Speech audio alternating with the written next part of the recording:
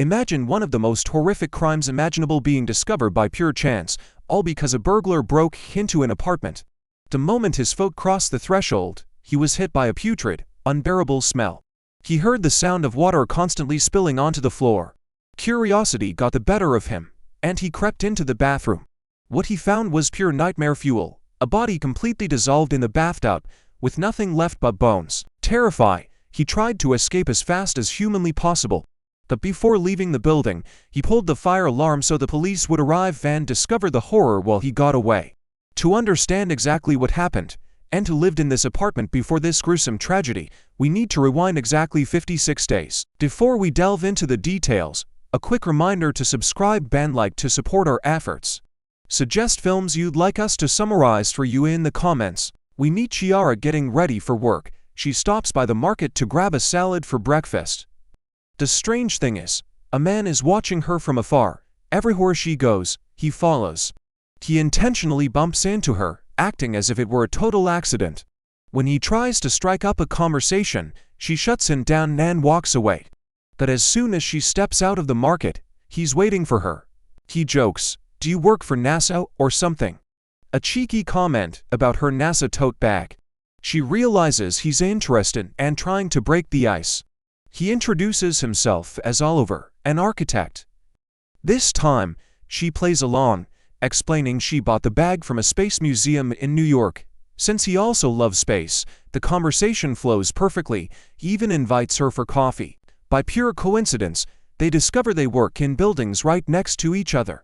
Noticing the mutual attraction, Oliver gathers his courage and asks her out on a proper date, suggesting a restaurant known for great drinks, followed by a movie. She happily agrees, mentioning she just moved to the city a week ago and has absolutely no friends. She takes his phone to save her number, but the exact second she turns her back to walk away, his facial expression completely shifts, transforming into a dark, unexplained look of sinister anxiety. Before we dive deeper into the past, let's jump back to the present with Detective Raiden. She is waiting in her car below Detective Carl's apartment to pick him up so they can head to the station together. Suddenly, she receives a dispatch about a body discovered in the luxurious The Cross district. She tells dispatch they'll be there in 10 minutes max and hurries Carl along because he moves at a snail's pace. When they arrive, Carl is stunned. He can't believe a building that looks like a luxury Dubai hotel is the scene of such a gruesome crime. The building security informs them that around dawn, someone pulled the fire alarm. While checking the apartments to ensure everyone was safe, they found one door wide open with a horrific stench coming from inside. They immediately sealed the door and called the cops. Kevin, the building's real estate agent, explains that the apartment is leased to a corporate company, meaning different employees cycle through it periodically. Let's flash back with Oliver to day 3 of the 56 days before the crime. He is the employee currently living in that apartment.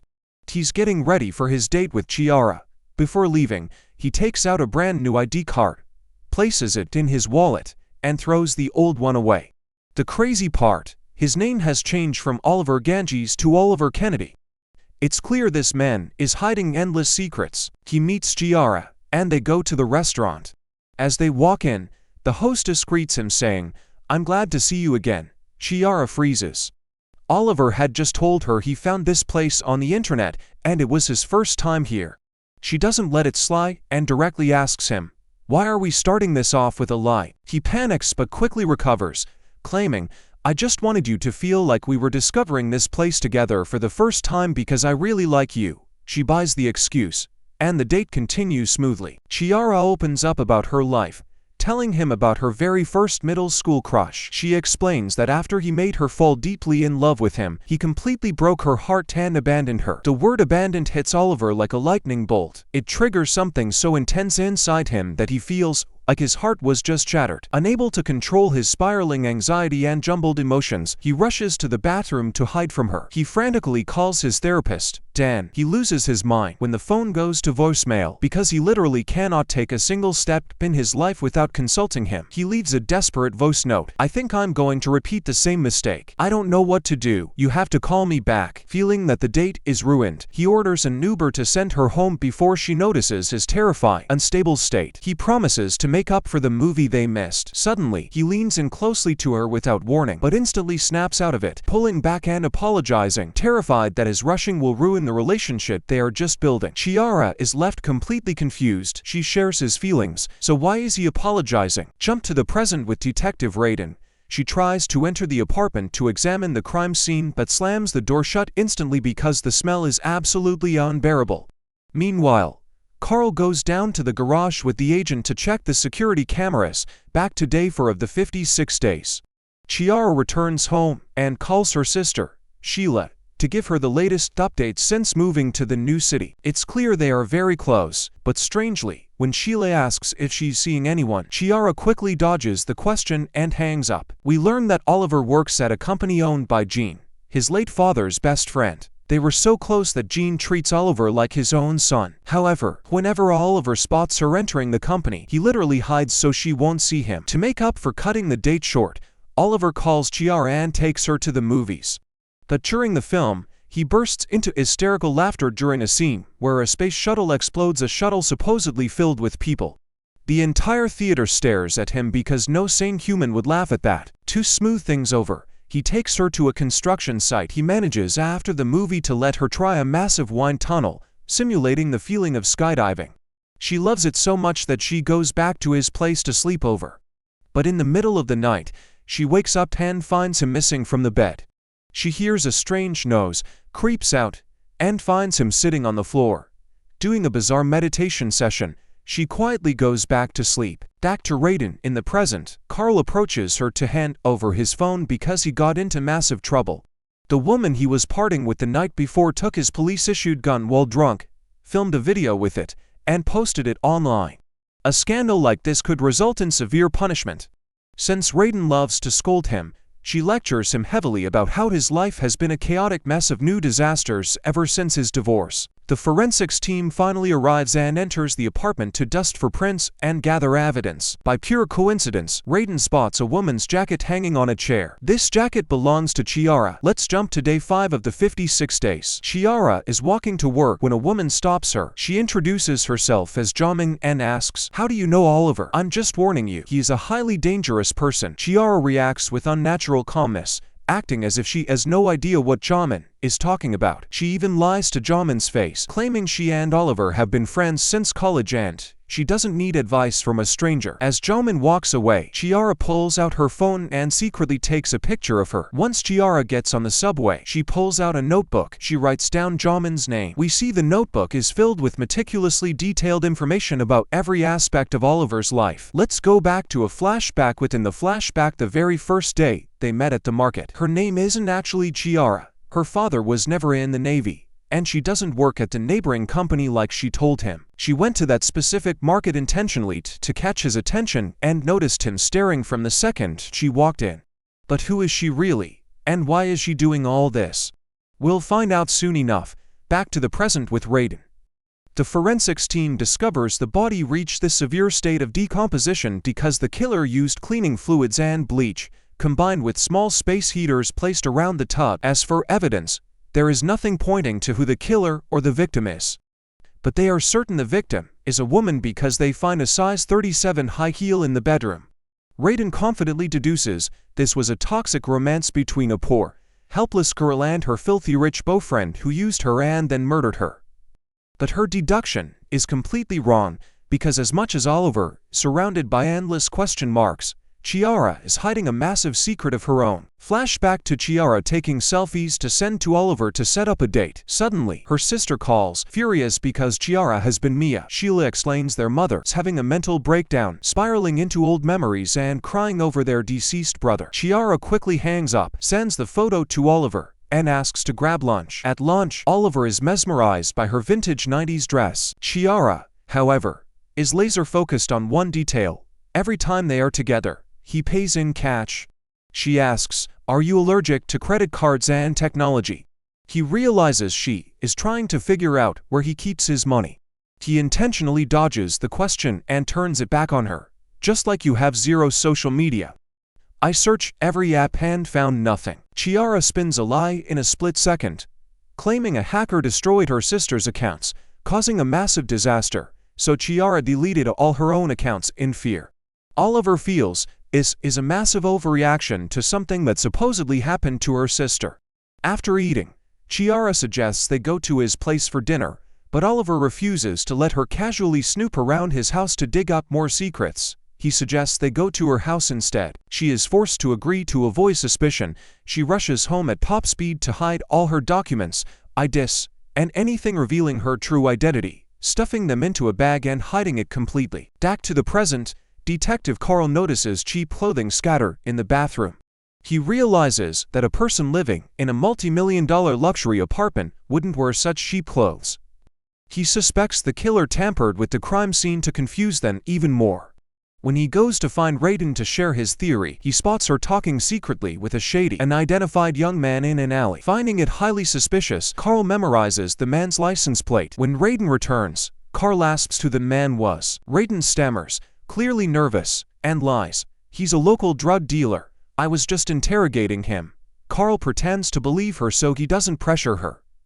Let's go back to Oliver visiting Ciara's house. He was desperately looking for any opportunity to snoop around and find something suspicious, but she gave him zero space, sticking to him like glue. Meanwhile, Jean's wife is aggressively pressuring Jean to fire Oliver. She says, "You can't cover for a criminal forever just because you liked his father." Jean refuses to abandon Oliver, treating him like a son, insisting Oliver has changed and his mistakes are in the past. His wife argues, he's not just a criminal, he's a psychopath. You will go down with him if he does something crazy again. Jean tells her to drop it. Day 10 of 56, Oliver is at Ciara's apartment. When her alarm goes off, she fakes a phone call with her landlord, loudly complaining, "What do you mean I have to leave the apartment for 3 weeks for renovations? Where am I supposed to stay?" She hangs up, looking deeply stressed. Oliver, not wanting her to be stranded, takes the bait and invites her to stay at his place, suggesting it's a great chance to get closer. Ciara plays hard to get to avoid seeming suspicious, but eventually agrees. When Oliver returns to his apartment, he finds a blank envelope sent to him. The terrifying part, it has his real name written on the outside. He loses his mind, tearing it into 100 pieces and punching the wall. He had cut ties with everyone from his past, so who sent this? And what do they want? In moments where he loses control, he immediately calls his therapist, Dan, to calm him down. Dan zeroes in on the fact that Oliver has a new girl in his life. He asks, "Did you tell her about your past?" You can't start a relationship based on deception. Dan then actively gaslights Oliver, making him suspect that Ciara is the one who sent the letter, since no one else knows his current address except his parents. He advises Oliver to destroy the letter and cut ties with her immediately. Oliver burns the letter, but instead of breaking up with Ciara, he calls her to pack her bags and move in with him immediately. Meanwhile, Ciara calls Sheila to check on their mom, who is constantly drinking and depressed because her husband took a loan against the house and abandoned them. The bank will foreclose on the house in less than a month. Ciara confidently tells Sheila, "We have a 30-day grace period. I will get you the full amount before the end of the month." Sheila knows this terrifying confidence means Ciara is planning something highly illegal, but she doesn't ask questions. She just wants Ciara to fulfill her promise. When Ciara arrives at Oliver's apartment, he's incredibly excited to have her there. He waits patiently until he is absolutely sure she is asleep. Then, we see him pull out a syringe and inject himself. Within seconds, the drug takes effect and he loses consciousness entirely. But what he didn't realize is that Ciara wasn't asleep at all. The moment she confirms he is out cold, she jumps up and frantically tries to crack the password to his safe. Jump to the present with Raiden. She is questioning Jean, the company owner, about Oliver. Jean seems completely unwilling to talk, allegedly because his wife recently passed away. However, Carl senses Jean isn't just grieving. He is hiding something and terrified to speak. Suddenly, Jean becomes highly defensive, panics, and storms off without answering. Day 11 of 56, Ciara tries to wake Oliver up. She holds the syringe she found, demanding to know what it is. He has been in a coma-like sleep for over 14 hours. He explains it's a heavy sedative he uses for severe insomnia. He can go 3 or 4 days without a single minute of sleep, causing his brain to blur the lines between reality and hallucination, all driven by extreme anxiety. She is stunned, wondering what horrific event in his past caused this level of trauma. He changes the subject, saying he needs to make a quick work call. then personally drives her to her workplace. Upon arriving, Ciara spots Joman waiting there, staring daggers at her. Oliver notices and asks if she knows her. Ciara fakes surprise, "Of course not. Who is that?" As Oliver drives away, Ciara walks past Joman, who whispers, "Stay away from him, for your own good." Ciara enters the building, immediately finds the back exit, and leaves. Since she doesn't actually work there, she sits in a cafe to kill time. She calls Sheila, telling her she will extract money from Signet Jean's company because they owe her family. Sheila turns pale with terror. Connecting the dots, she asks, "Is the Oliver you're dating the same Oliver we know?" Ciara refuses to elaborate, not wanting to panic her. Later that day, Oliver calls Ciara. He borrowed his boss's car and came to pick her up from work. Ciara panics. If he asks anyone inside about her, her entire lie will collapse. She says, "Give me exactly 15 minutes. She sprints all the way to the building, sneaks in through the back gate, and walks out the front doors to meet him. Miraculously, she pulls it off. Back at the apartment, Oliver insists on cooking dinner while she showers and relaxes. He uses her distraction to sneak out and check the mail. He finds another envelope with his real name. This time, there's a piece of paper inside with a phone number. He pulls out his phone to call, but sheer terror takes over. He deletes the number, runs back inside, and throws the letter in the trash. The stress destroys him, and he goes 3 straight days without a single minute of sleep. Since he is out of sedatives, he drives to Don's office. On the way, he notices a blue car tailing him. He panics because it looks exactly like his ex's car. The driver is actually Joman. When Oliver reaches Dan, he vents about everything, only lying about Ciara, claiming they broke up due to personality differences. Dan gaslights him, insisting no one is following him, and it's all sleep deprivation hallucinations. Dan gives him a bottle of meds and a chocolate bar laced with illegal narcotics to calm his nerves. Oliver is furious, absolutely certain the red-haired woman in the blue car was real. Meanwhile, Ciara tries every possible combination to open Oliver's safe but fails. As she exits the bedroom, she bumps right into Oliver. She stammers, terrified he will suspect her, and tries to change the subject as fast as possible. In the present, Raiden is extremely stressed. Her boss calls her, asking directly about her relationship with Linus, the drug dealer Carl saw her with. Raiden tries to lie, but her boss drops a bomb. "I have photos of you getting into his car." This is way bigger than a simple interrogation. When Raiden gets in the car with Carl, he brings up the exact same topic. Because they are close friends, he hates that she lied to him. She asks him to drop it for now because she doesn't want to look bad in front of him. In return, she gives him her latest findings. Oliver is the son of the billionaire owner of Signet. He vanished 16 years ago after being implicated in a case that resulted in his school friend's death. Back to the flashback, Oliver is highly suspicious of Ciara. He bluntly tells her, "If you're looking for the safe, it's not even mine. It was here when I moved in, and I don't even know the password." She laughs mockingly to make him think he misunderstood. The moment he leaves the apartment, she opens his laptop, her last hope for money. She successfully accesses his bank account and transfers $100,000 to herself. But international wire transfers take 10 to 14 days to clear. She has no choice but to keep living with him until the money is secure. Or rather, she has actually fallen in love with him and uses the transfer as an excuse to stay. She immediately calls Sheila to share the good news.